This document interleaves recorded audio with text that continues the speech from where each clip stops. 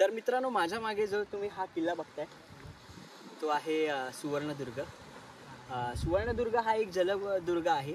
आपले कान्होजी आंग्रे, सरखेल कान्होजी आंग्रे यांचा जो जन्म आहे तो सुवर्णगडावरचा आहे.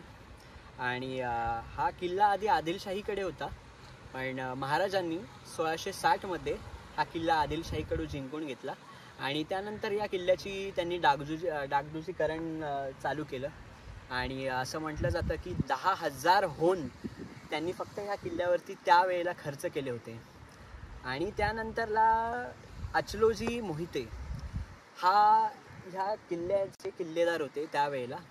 तर 1688मध्ये अचलोजी मोहिते यांनी मुघल सरदार सिद्दी कासिम त्यावेळेला ह्या किल्ल्याला लढा देण्यासाठी आला होता. तर त्याच्यासोबत अचलोजी मोहिते यांनी हातमिळवणी केली आणि ही गोष्ट जी आहे ती आपल्या कान्होजी आंग्रे यांना कळाली आणि त्यामुळे त्यांनी अचलोजी मोहिते यांना बंदी केले आणि मग किल्ल्याला वेढा दिला.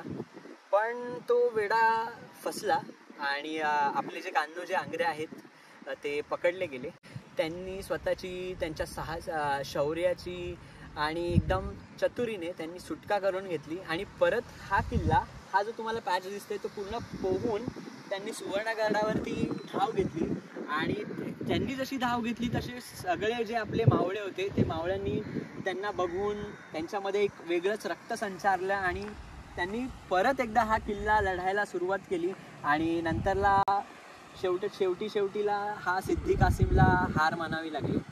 आणि ह्याच घटनेनंतर कान्होजी आंग्रे यांना समुद्रातला शिवाजी असे संबोधले जाऊ लागले. तर असा हा एकंदरीत या किल्ल्याला इतिहास लाभला आहे. आणि हा सगळ्यात मोठी महत्त्वाची गोष्ट म्हणजे हा किल्ला व्यापारी दृष्ट्या खूप महत्त्वाचा होता.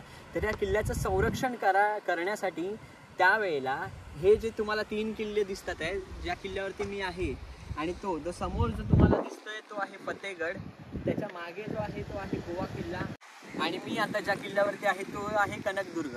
तर हे 3 भुईकोट किल्ले बांधण्यात आले त्या जलदुर्गासाठी. तर हा असा एकंदरीत होता प्रवास. जर तुम्हाला जायचं असेल तर इथून कनकदुर्गाच्या खाली इथून तुम्ही बोटीने जाऊ शकता. आम्ही आता जात नाही आहे.